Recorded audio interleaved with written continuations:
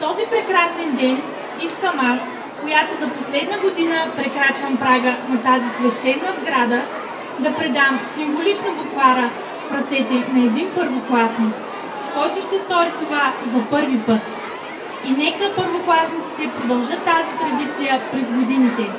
Пожелавам на нашите малки съученици достатъчно кураж, вдъхновение и обич към знанието.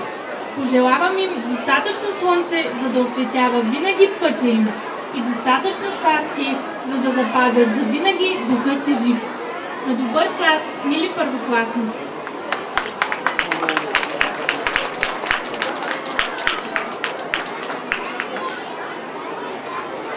Агата Крумова, обещавам от името на всички първокласници да пазим буквар, да учим, да слушаме и да обичаме нашето училище.